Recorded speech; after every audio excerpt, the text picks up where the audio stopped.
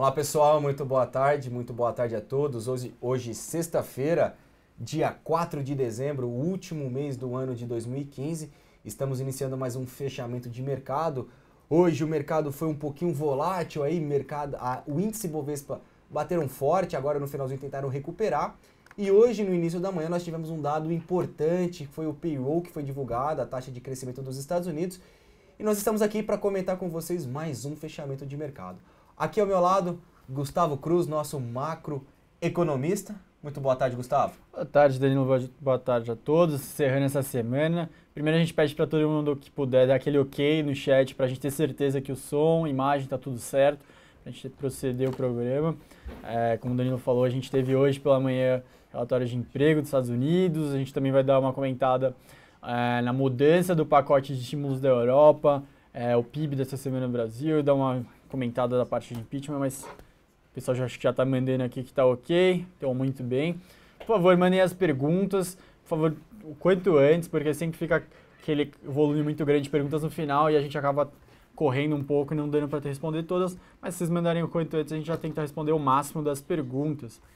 Danilo, se quiser botando o gráfico do Ibov na tela para já dar aquela analisada. Vamos lá. Só comentando então esse relatório de emprego hoje pela manhã dos Estados Unidos. Nessa semana antes disso a gente teve um discurso da presidente do Fed, a Janet Yellen, e ela praticamente botou aquela última pedrinha que faltava na decisão de que vão subir juros no dia 16 de dezembro. Particularmente na nossa área a gente tinha uma grande dúvida se eles realmente iam fazer isso, mas acho que já está mais do que claro que realmente eles vão fazer isso no dia 16. Hoje o relatório de emprego veio melhor do que o esperado, criaram mais vagas de emprego do que o esperado, revisaram para cima o relatório de emprego anterior do mês de outubro. Então, se já tivesse sido só o discurso da Janet Yellen essa semana, acho que o mercado já falaria que está mais do que certo. O relatório de emprego veio para dar mais convicção possível ainda.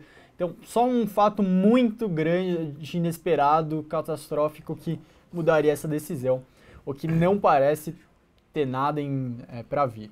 Agora sim, se quiser dar uma comentada nisso, se já quiser entrar no índice, Danilão. Boa, Gustavo. Então assim, como você mesmo mencionou, até o revisado do payroll veio acima das expectativas, o dado veio assim, o revisado foi acima do que eles esperavam. Num primeiro momento, hoje no intraday, Gustavo, saiu aquela informação, vieram várias vagas, a gente teve a prévia do payroll também esses dias, que vieram acima, mostravam que esse dado de criação de emprego seria acima do esperado. E nesse momento o dólar pegou, puxou um pouco para cima e como você mesmo mencionou, não há dúvidas, pela fala da Yellen já sinaliza alguma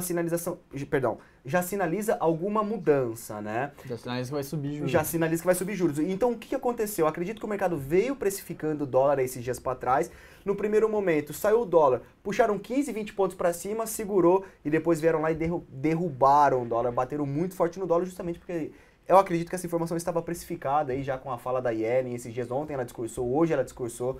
E o mercado acabou reagindo a essa movimentação. Ontem é importante também destacar que teve uma outra ponta também das moedas, que foi o relatório, foi a decisão das mudanças no pacote de estímulos da Europa, que veio pior do que o mercado aguardava, ou seja, veio menos agressivo. Todo mundo já estava bem claro que eles iam anunciar alguma coisa, foi super bem sinalizado de que ocorreria essa mudança nessa reunião, e realmente o Banco Central Europeu se comunicou super bem e conseguiu trazer. O ponto veio menos do que o mercado aguardava. O que mudou? O programa acabaria em setembro do ano que vem, agora vai acabar em março. O mercado achava que poderia acabar em setembro de 2017, ou seja, em vez de prolongar só 6 meses, prolongar um ano. Isso já foi uma coisa que já deixou o mercado um pouco desapontado. Outro ponto, a inflação está sendo muito resistente na zona do euro. O medo de deflação continua por lá. Então, existia uma expectativa que as compras mensais de 60 bilhões de euros de ativos subissem para 80 bilhões de euros. Isso também não ocorreu. Então o mercado ficou um pouco mais desapontado, o euro valorizou frente ao dólar, também pressionando a outra ponta, digamos assim, pressionando também o câmbio. Mas acho que muitas pessoas hoje estão questionando, Gustavo, que ontem a gente teve a abertura do impeachment pelo Eduardo Cunha, da presidente atual. Anteontem, né? Perdão, antes de ontem, o mercado puxou forte, foi no final do pregão, perdão, no final do pregão de quarta-feira. Exato. E na quinta-feira, que foi ontem, o mercado puxou bem, a gente teve uma alta de quase, um pouquinho mais de 4%. E hoje o mercado está entregando muito. Na sua leitura macroeconômica ou na sua leitura política, essa sinalização de impeachment, de abertura de processo de impeachment, como que o mercado segue trabalhando, o que você espera? Porque assim, pessoal, só para vocês entenderem, tá? Não é simplesmente abrir um processo de impeachment quando a presidência que vai acontecer do dia para amanhã que ela vai sair da presidência. Não funciona assim.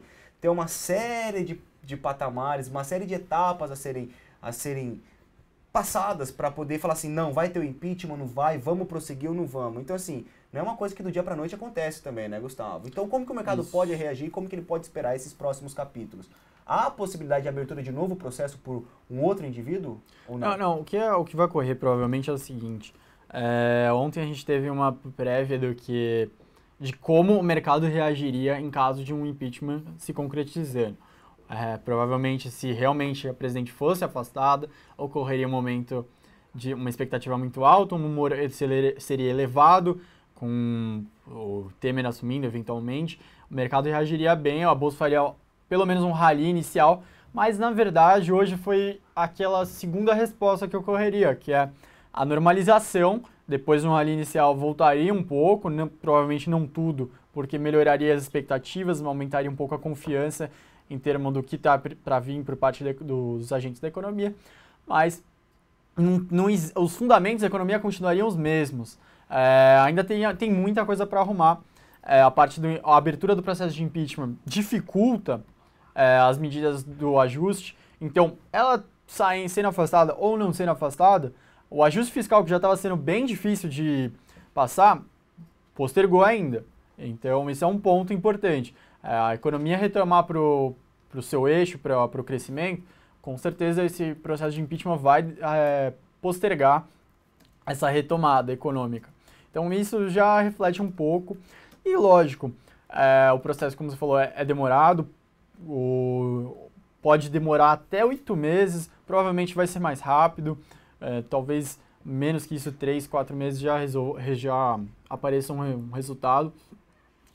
E acho que na medida que chegar perto, que vai ser criada uma comissão com membros de todos os partidos, não cabe entrar muito no detalhe, mas a partir do que essa comissão começar a soltar de veredito, que eles vão dar um parecer, que é se eles estão favoráveis a que ela seja afastada ou não, o mercado vai começar a precificar, porque esse parecer é importante para sinalizar o que vai acontecer de fato, qual vai ser a votação, e obviamente, o que realmente vai fazer diferença, se vai ter impeachment ou não vai ter impeachment, é a população, é a pressão popular. Ou seja, isso não significa ir para a rua, isso não significa que é aquele manifesto gigantesco ou não. É a pressão em cima dos deputados que vão realmente votar, que vão tomar a decisão, é aquela enxurrada de e-mails, enxurrada de twitters, é a mídia em cima pressionando, é aqueles principais membros do mercado fazendo artigos pressionando tanto para que sim, tanto para que não. É a pressão popular que vai decidir se vai para um lado ou para o outro. Se tiver muita pressão para que não seja feito o impeachment, também caminha para esse lado. Se tiver para o outro, exatamente o mesmo raciocínio. Ou seja, tem que ter o panelaço. A Depende... O pessoal pressionando os governadores, os deputados para uma possível mudança. Isso. A gente mostrou semana passada, teve o caso do senador que foi preso, o senador do PT, que era o líder do governo. Os próprios senadores tiveram que votar se ele continuaria preso ou não. Isso é um precedente muito perigoso para os senadores, porque se dessa primeira vez que um senador em exercício foi preso, se eles decidirem por manter ele preso, ou seja, pode ser você amanhã. Muita gente ali tem rabo preso, então existe aquele medo. Eles não iam decidir por manter ele preso. Eles iam soltar o senador, mas existiu começou uma pressão muito grande em cima deles, os eleitores, a mídia, começaram a enxurrar de mensagem. Por exemplo, não teve pessoal indo pra rua, mas teve mensagem, teve e-mail, teve Twitter, teve a mídia em cima para que mantesse ele preso. Decidiram que isso... Então eles reverteram o voto e ele continuou preso, ou seja, a população mudou a decisão. Mas acho que agora cabe botar o gráfico na tela. Querendo ou não, cenário de indefinição, vários ajustes, tem mudança fiscal, mudança política, ou seja, temos diversas pautas a serem discutidas para ver se realmente a gente vai ter mudança ou não. Então, cautela, calma nesse movimento do mercado. Ontem a gente teve o Ibov subindo mais de 4, hoje está caindo próximo a 3. Então tá volátil, para quem opera day trade está bem volátil. Então assim, cautela, gestão de risco, eu acho que são as principais palavras. Bom, vamos respondendo as perguntas. Óbvio, também pegaram de Gerdau e Itaúsa. Tá. Então, gráfico do Ibovespa na tela, pessoal, a gente tem aqui o gráfico na tela. Anteriormente a gente tinha esse movimento de alta do Ibov, tá? Na qual a gente poderia classificar aqui levemente um canal positivo, um canal de alta. Perceba que o mercado perdeu esse patamar, rompeu, voltou, fez um pullback nessa região, aqui está passando a média de 21 períodos, tá? Ele sentiu esse patamar de resistência e agora ele voltou a ceder, tá? Então eu acho que um ponto que a gente tem que ficar de olho seria o rompimento dessa região de 44 mil pontos, tá? Que querendo ou não, é o próximo fundo relevante. Perceba que a gente não tem nenhum fechamento desse patamar ainda esse ano, ok? Então, se a gente tiver a perda dessa região de 44 mil pontos, o mercado pode ceder, tá? Claro que a gente tem que levar em consideração se ele vai ser um rompimento falso ou não. Mas vamos ver como que o mercado vai se segurar nesse patamar e aqui região importante de suporte. Então, o que eu vejo? O mercado trabalhando em 44 mil pontos e aqui na região de 49 mil pontos, tá? O rompimento de uma dessas extremidades pode levar o mercado tanto para iniciar uma tendência de alta ou como sair dessa tendência indefinida que nós estamos, só para ressaltar que a tendência ainda não é de baixa, apesar de um movimento um pouco mais longo ser de queda. Se a gente olhar desde quando ele fez o topo de 2008 lá da crise, o movimento é de queda, porém a tendência aqui no curto prazo ainda é indefinida. Então, ficamos atentos a algum fechamento, seja ele sendo que não tenha um fechamento, um rompimento esticado, porém eu ficaria de olho no rompimento do patamar de 49 mil pontos, ou se ele voltar aqui a trabalhar abaixo desse patamar de 44. Um fechamento abaixo desse 44 mil pontos sinaliza uma nova tendência de alta ou a continuidade da tendência prévia que ficou para trás, sendo dessa tendência indefinida. Então, esse daí é o gráfico do Ibovespa, meu caro amigo Gustavo. Respondendo as perguntas, então, Gerdau agora, o gráfico, por favor, na tela. GGBR4. Hoje bateram muito no papel, tá? É uma sinalização do papel de indefinição. Tínhamos aqui uma linha de tendência de alta um pouquinho mais curta, tá? Um fundo, fez o segundo fundo, no terceiro ele não respeitou, rompeu, voltou, fez um pullback aqui nessa linha que era uma região de suporte como resistência e voltou a ceder. Agora ele voltou, perceba que ele fez o mesmo toque nesse mesmo patamar e cedeu, tá? A gente tem aqui uma região de suporte no curto prazo, na qual ele foi perdida. Percebam que temos aqui uma região de suporte. O mercado se segurou nesse patamar de 5,90 e hoje ele está perdendo com uma força muito grande, 9,3% de queda, uma queda bem expressiva, e essa movimentação sugere a continuidade do seu movimento claro, que foi iniciado hoje, de queda, tá? Até a região de 5,27.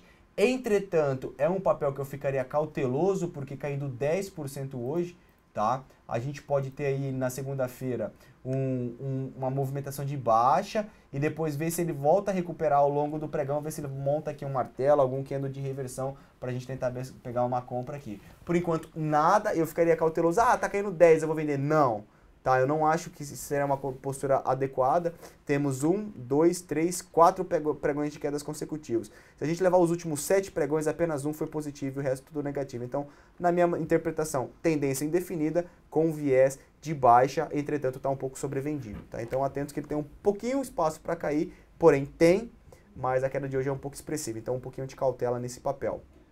Boa, Danilo. Enquanto você bota mais um aqui, eu vou respondendo uma. Perguntaram de CROT 3, então CROT. Perguntaram também de China. Bom, gente, semana que vem China vai ser protagonista da semana nos dados macro, tem produção industrial na China, vendas no varejo, balança, um indicador que eu sempre destaco, que é os novos empréstimos, que é um dos principais pontos do CVC, os estímulos monetários do governo, os estímulos que o governo está tentando fazer para conter a desaceleração da China está sendo eficaz ou não. Então, ficar bastante atento. O mercado está falando, o mercado está esperando, está nas estimativas que os indicadores vão vir positivos na semana que vem. o que vai trazer um bom humor para as bolsas, para as principais bolsas, se isso se confirmar, mas também do mesmo jeito, se alguma dessas expectativas não se confirmarem, traz um pouco de preocupação a mais. Agora a gente está numa parte do ano que as medidas dos estímulos do governo estão se concretizando um pouco, estão se traduzindo um pouco nos indicadores. Isso traz um bom humor, diminui um pouco a preocupação de desaceleração da China, mas eu acho que isso vai se repetir um pouco, ou seja, talvez no primeiro trimestre do ano que vem, a gente vai ver de novo o mercado um pouco desanimado com a China o governo tendo que anunciar novos estímulos para depois de um mês, dois, novamente volta esse ciclo. Então a gente vai ficar vendo provavelmente no ano que vem muito do que aconteceu principalmente nesse segundo trimestre, ou seja, a economia dá uma piorada, o mercado fica um pouco preocupado, acha que não vai ter jeito, que vai desacelerar de forma desordenada, aí o governo anuncia novos estímulos, tem muito espaço para anunciar novos estímulos do governo chinês, os indicadores voltam a melhorar, o mercado volta a ter bom humor, novamente a desaceleração. Acho que agora já pode ir para Kroton, não vou me prolongar muito. Gráfico na tela, por favor. Então vamos lá, gráfico de Kroton. Kroton vinha no viés de alta aqui, passou por um período de indefinição, tá? Levemente tentando ter uma sinalização positiva aqui, com um leve triângulo positivo, um triângulo ascendente. Eu sim estava de olho numa compra acima desses 10,80, 10,90 aqui para poder pensar em compra. Ele não fechou acima desse patamar e voltou. Voltou com uma força um pouco grande, veio testar esse suporte 9,25, um fundo, topo anterior, perceba que temos aqui uma referência de preço, e ele pegou e voltou muito bem, tá? Eu só ficaria um pouco cuidado para quem comprou nessa região aqui, colocar o stop na mínima desse movimento, porque esse último movimento para cá, o papel está subindo 20%, a gente tem uma região muito importante. Perceba que por mais que ele não tinha um movimento esticado desse, estava consolidado, ele tentou romper, não teve força e voltou. Tentou romper, não teve força e voltou com uma maneira muito violenta. Agora o movimento está esticado. Cuidado para compras aqui, tá, galera? Para mim, eu gostaria de ver o papel lateralizar por mais uns 4 ou 5 dias e para depois tentar romper. Tá? Então, a sinalização é indefinida dentro desse movimento. Tá? 3 a 4 dias lateralizado, eu poderia pensar em compra no papel acima de 10,80, ou melhor, com um fechamento acima de 10,80. Mais uma aqui, Danilo, LET6. Só para lembrá-los, tá, pessoal, para quem não está acompanhando aí o fundamento do setor educacional, na semana passada a gente teve aí o governo, né, Gustavo, repassando menos do que o combinado com as instituições de educação, tá certo? Então agora no mês de novembro, para aqueles alunos que aderiram ao FIES, tá, na qual o governo financia parte do seu estudo, tá? Eles repassam esse dinheiro para as universidades, ou melhor, para essas instituições de ensino. Então, no mês de novembro, eles repassaram 80% do valor devido para as universidades, ou melhor, para essas empresas, e agora no mês de dezembro eles vão repassar apenas 60% do valor devido, ou seja, menos dinheiro no caixa das companhias, menos de dividendos, há a possibilidade de menos dividendos para serem distribuídos e tudo mais. Entretanto, é uma sinalização na qual o mercado bateu forte e agora está passando por um repiquezinho depois de uma forte queda. Voltando aqui para o papel, qual que é o próximo? LET6. LET6, setor de elétrica. Vamos colocar o gráfico na tela e ver como que o mercado se comporta, tá? Eu vejo aqui o mercado trabalhando assim num leve viés positivo, tá? Linha de tendência de alta. Eu não considero isso aqui como um rompimento, isso aqui pode ter apenas um teste ou possível rompimento falso. 1, 2, 3, 4, 5 toques nesse patamar, tá? E eu posso levar também em consideração